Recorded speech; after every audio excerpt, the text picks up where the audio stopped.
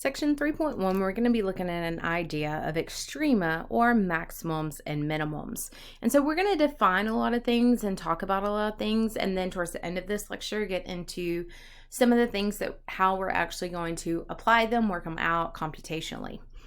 And so the first thing I'm going to talk about is your global absolute minimum maximums. Now we talk about it being global or absolute because it's just going to depend on the question and the text on how we're doing that.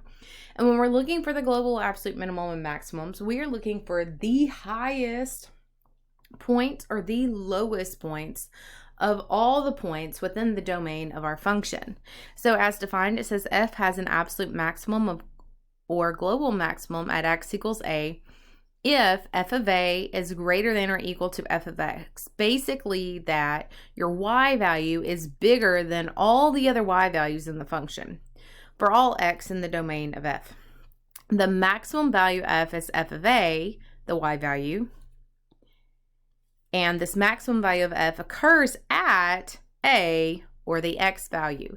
And you're going to see this in a couple different ways in the questions. Some of the questions will have two blanks that you will have to answer. So I just want to emphasize now that the maximum value of f is the y value and the maximum value of f occurs at the x value. So pictorially, you can see here that this point right here would be your absolute maximum or your global maximum.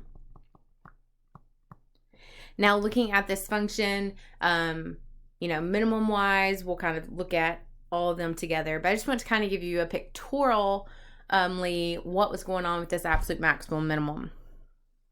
So if we say it has an absolute minimum, these are also the same definitions, just greater than instead of the less than.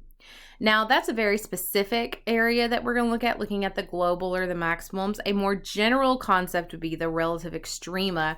And this is what we're doing is we are looking at it on an open interval. We're going to consider two situations. We're going to have an open interval, and that's where you're like negative infinity to infinity. But we're also going to look at one on a closed interval here in a little bit where it actually has stopping and starting points and how that can affect our maximums. So first, let's look at the general idea of extrema, or where are all these maximums and minimums, not just the highest one, but possible other ones. And it says f has a local or relative maximum at x equals a if f of a is greater than or equal to f of x for all x, and here's your key word, near a. That is, in some open interval, it contains a. And so when we're looking at this little curvy function here, you can see that this point will have a higher y value than the other y values near it. This has a higher y value than other y values near it, likewise with the minimum ones. And so right now, this one is just near it, and that is how you get local or relative maximums or minimums. And that's because just in relation in its small community is it the highest value. We are not looking for the highest value overall when we're looking for the extrema or local relative maximums. The same definition is true for your relative minimums. And so looking at this picture, you can see that all the high and low points have been identified, and they are all local maximums or minimums respectively.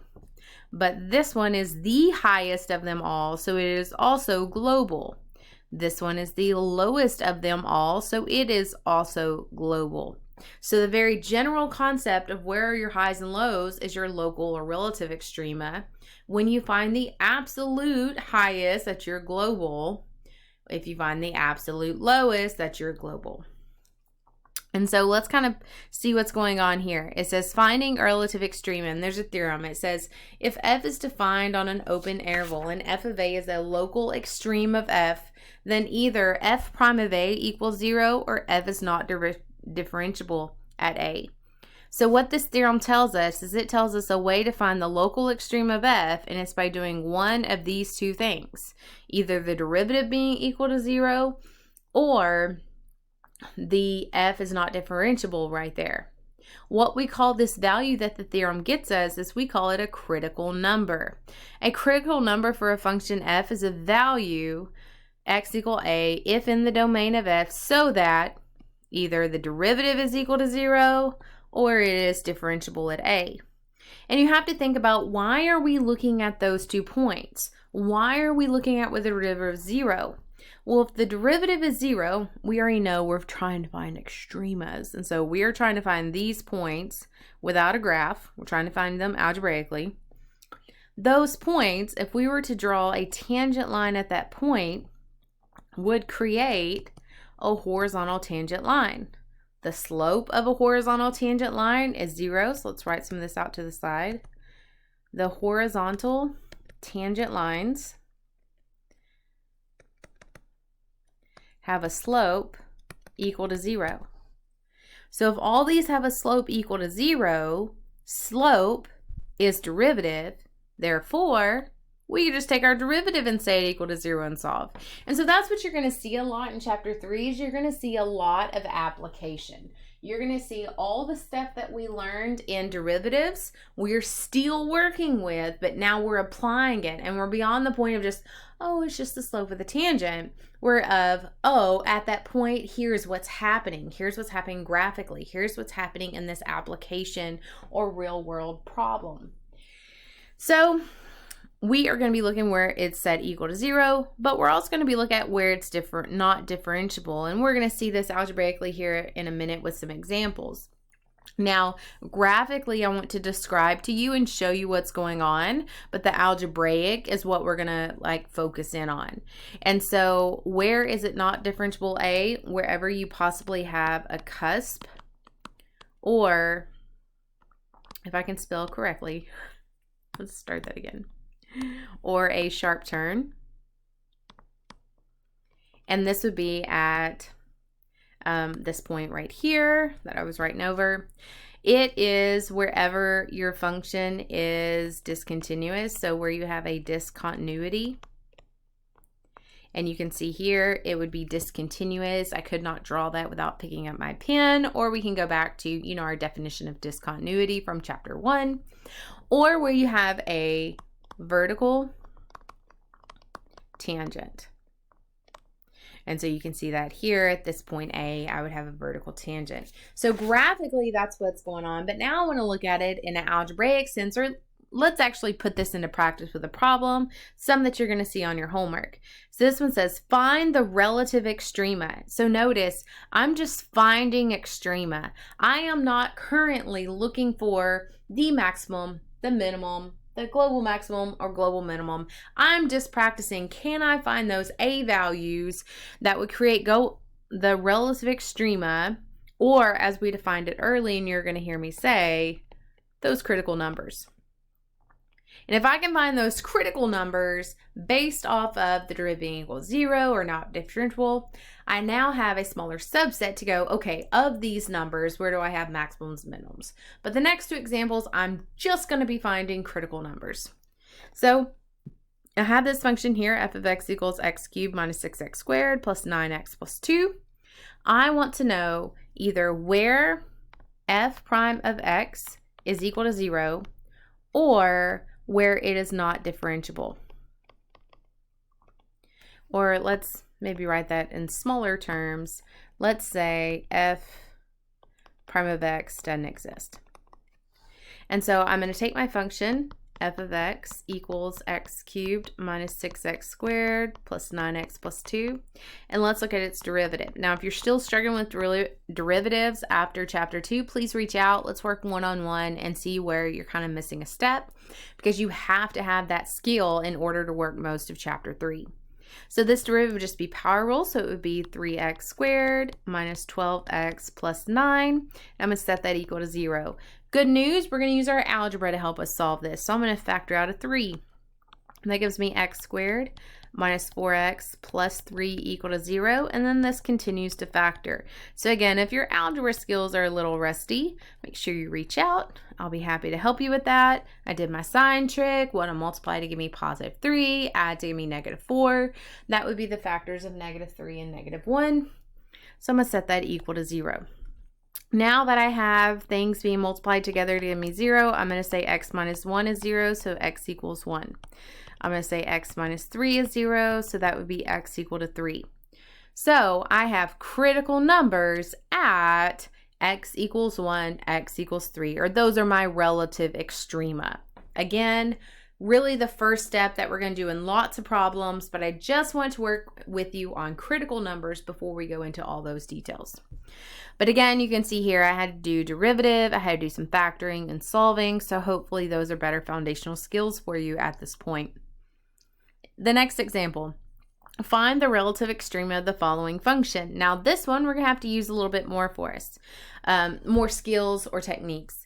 Now we've been talking about this repeatedly throughout the course. If you are doing calculus, sometimes your algebra is going to come first. Sometimes your algebra is going to come after the calculus steps. In this case, I'm going to do a little bit of algebra first to clean this up. I'm going to distribute that out. That gives me 9x squared minus 27 all over x cubed. And this is just my original function. I don't want to deal with that 9 being carried along anywhere because I might lose it along the way and then my whole problem's wrong. So just to keep from errors, I'm going to do that.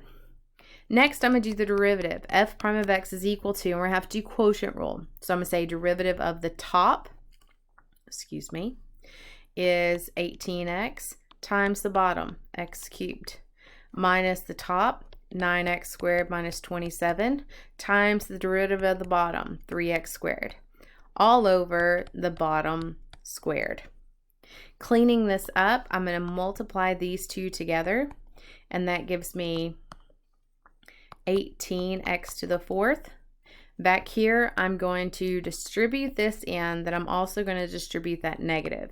So let's see, that would give me a, well here, I'll go ahead and distribute the negative in the first one, and then I'm going to distribute that 3x squared in. So minus 27x to the fourth minus 27 times 3 is going to give me 81x squared. All over, power to power, you multiply x to the 6. Please don't start canceling out exponents. Clean this up a little bit more. That is going to give me negative 9x to the fourth, combining these two together, minus 81x squared all over x to the 6.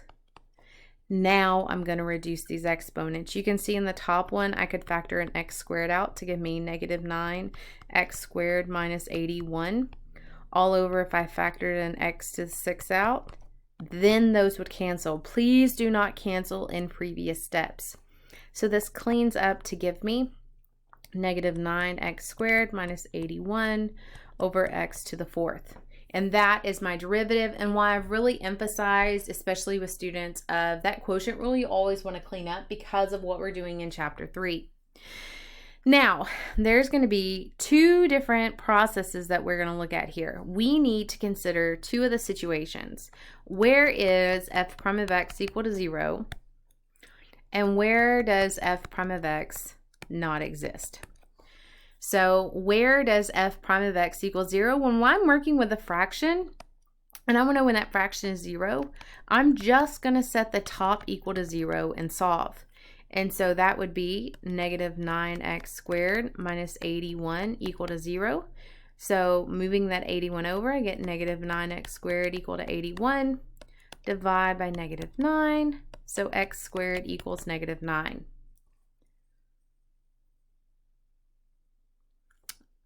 Pardon me, I have a sign issue from previous. Up here, this was a positive 81. That was odd. Positive 81. I apologize for that mistake. Let me go back and fix that. Because this is a positive 81, so it makes it negative, divided to be positive. I knew something was happening when I got that negative number there. So please be careful. I don't want you to make these small mistakes like I just did. Square root. And so then x gives you plus or minus 3. Don't forget that you have two solutions when you're working through that. Now, we're going to look at the case of where it is not defined. So when would that happen? That would happen when you set the bottom or the denominator equal to 0, because I can't have division by 0. So I'm going to say x to the fourth is equal to 0, fourth root both sides, and I get x to be 0. Although 0 is not one of substantial value, it is a numerical value. And so if it says, where are your critical numbers? My critical numbers are going to be at x equal to negative 3, 0, and positive 3 because of what we're doing in future sections and questions. You do not want to miss that 0. It will cause you some issues. So this would be the case algebraically where my problem would not exist. So I hope those two examples kind of help you to find those critical numbers, because now let's go in and let's look at, okay, I got my critical numbers. What do I do with them? And so this is where the extreme value theorem comes into play. If a function f is continuous on a closed interval from a to b, then f attains an absolute maximum and minimum on that value of a to b. Now, this is important to note that we are on a closed interval, and you will see in sections to come how to deal with it when it is not on a closed interval. But this specifically is on a closed interval because we have a starting point and ending point. We're going to have a maximum and a minimum. And so looking at these graphs here, if I'm looking at this first graph, I would say here would be my absolute maximum. It is the highest of all the y values in this closed function.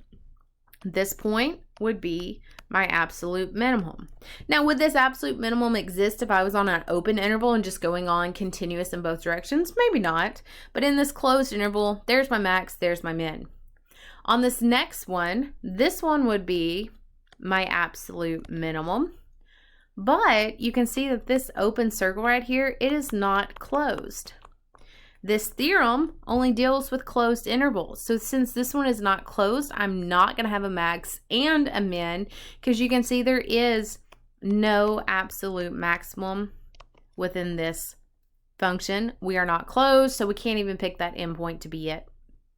Now in the last example, you can see I'm not on a closed interval. I'm not closed and contained and in this point continuous, because you can see from the interval a to b, this part here in the middle, there's nothing in there. That's an asymptote. It has that invisible 9 where nothing is. So for this one, because it's not continuous, it's not guaranteed to have a max and a min. And you can see by the function that it goes up forever right here at this asymptote, and it goes down forever because of that asymptote. And so in this one, we have no absolute minimum or maximum. And again, it's because it failed that continuous part of it. Now, the example 2 and 3 of these graphs are just showing you how they don't fit into that extreme value theorem. But let's look at the ones who do, looking at that first example. And here's some steps on how we're going to work this. In order to find the absolute extreme on a closed interval, we're going to do 4 things. 1, we're going to find the critical numbers. When we're looking for the critical numbers, this is where f prime of x equals 0 or does not exist. 2, we're going to evaluate each critical numbers. That means we're going to be plugging in to f of x, our original function. I'll emphasize that again here in a minute. 3, we're going to evaluate each endpoint, because you can see in this previous one, although this graph, if it would have continued down, this point would probably not be an absolute minimum because of the containedness of it, or the closed interval of it, it was. So we're going to look at our endpoints, and again, that would be plugging into the f of x. And then the least value is going to be your minimum, the greatest value is going to be your maximum. And we are going to look at in step 2, we are going to make a t-chart or a table to help us to see this. Now, this process and system is only for your closed interval. Again, in the next section, you're going to see what to do when it's not a closed interval. So let's get to it. Find the absolute extrema of this function. So they are wanting us to find the absolute. They want us to find the highest or the lowest extrema of this function. So we're going to have to move on just the critical numbers. But we are going to start like we did in the previous 2 examples. F prime of x, we're going to find that derivative by the power rule. So that's going to give me 12x cubed minus 12x squared. Then we're going to set this equal to 0 to find our critical numbers. So I'm going to factor out a 12x. That would give me x squared minus 1. Now that I have it factored, I can solve from here. So 12x equal to 0, that means x would be 0. X squared minus 1 to give me 0 means x squared equals 1. Square root. So x would be equal to plus or minus 1. Again, be careful. Don't lose that because you'll be losing one of your critical numbers. So that is step 1. Now, for step 2 and 3, we are going to draw a T-chart or a table. We are going to be looking at X values, and key here, we are going to be looking at our f of X, our original function here as we plug in. So just be aware, make sure you're going back to the function you need. I cannot stress notation enough. 1, so you don't get lost, and you make sure you're plugging into the right areas. Now, what values are we going to check? We are going to check our critical numbers, which are -1, 0, and 1. And we are also going to check our endpoints, which -1 was an endpoint, and then +2 was my other endpoint. So these are the only 4 values we are going to be checking. Because we did the derivative equal to 0, and that gave us these critical numbers, I do not have to check all values. Because it's on a closed interval and I'm checking the endpoints, I do not have to check all values. I do not have to look at a graph. I know from my math that it is going to occur at these points. And so based off these points, I can just see what is the highest of all these 4, what is the lowest of all these 4, and not have to consider other values. So I'm going to be plugging again into the original function. Make sure you get that point there. If you're plugging in the wrong place, you'll get wrong values. You won't get the right maxes and mins. So if I take -1 and I plug it into the first one, and you have your handy dandy calculator right there beside you, or right underneath the homework as you have on homeworks and exams, and you're just going to plug -1 into that. Now, I would be using the calculator on the online homework because that's very user-friendly, especially for repeating this process 4 times. You could just come back in here, backspace over those numbers, and that would give you 7. Follow the same route with 0 gives you 0. 1 plugging in gives you -1. 2 plugging in gives you 16. I do not doubt your skills of plugging in, so I'm just going to quickly go through them. But again, just plugging in for your X values in the original function. Now, based off your table, look at your Y values. You can see that 16 is your biggest number. -1 is your smallest number. And because of that, this would be your minimum and this would be your maximum. So you come down and say you have a minimum at 1, -1, and we have a maximum at 2, 16. And so now in this function, we were able to take the critical numbers, evaluate them because our f of X is our position function, and then make a conclusion of minimums and maximums.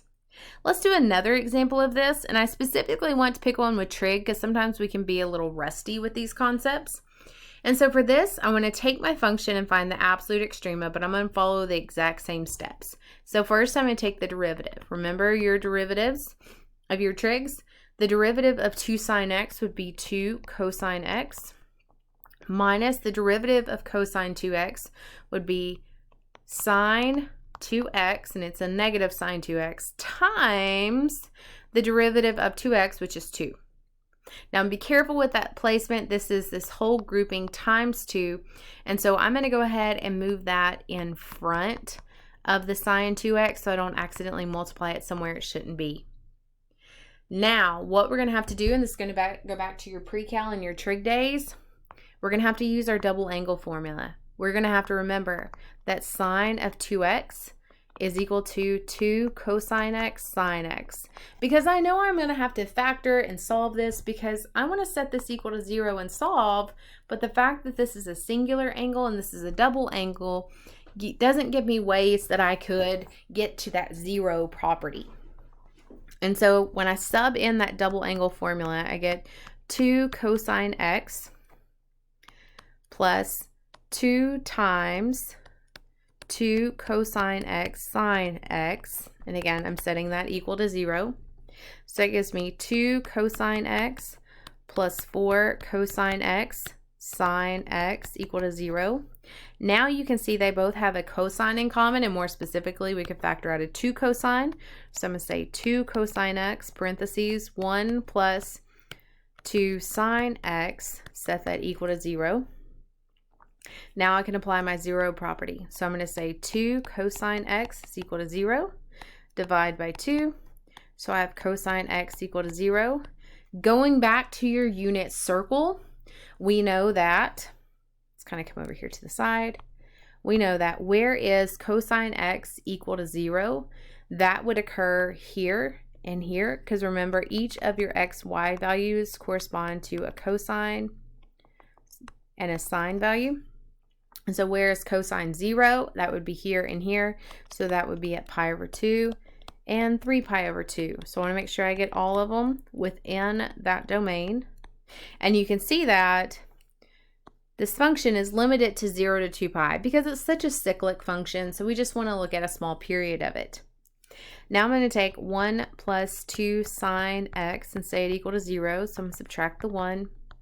That gives me 2 sine x equal to negative 1 and divide by 2. So sine x is equal to negative 1/2. Okay, so let's go back over here to our trig circle and figure out at what values is sine x equal to negative 1/2. Well, since it's a negative and it's sine, that means my y is going to have to be negative. So I'm going to have to be in these lower two quadrants. And so there's a value here and here that have that negative 1/2 as that ordered pair in the y value, and that is 7 pi over 6 and 11 pi over 6. And so I would say x is equal to 7 pi over 6 and 11 pi over 6. So you cannot forget that unit circle that we reviewed over. If you need to, go back to that module. It was at the beginning of the course. Woo! So now that I have all four of these critical values, and I know I'm on the closed interval from 0 to 2 pi, I'm going to go and check. I'm going to check all of my critical numbers, and I'm using x's that I just found and plugging them to my original function f of x. Then I'm also going to check my two n values. Now my n values were 0 and 2 pi, so I have pi over 2, 7 pi over 6, 11 pi, oh, I forgot one.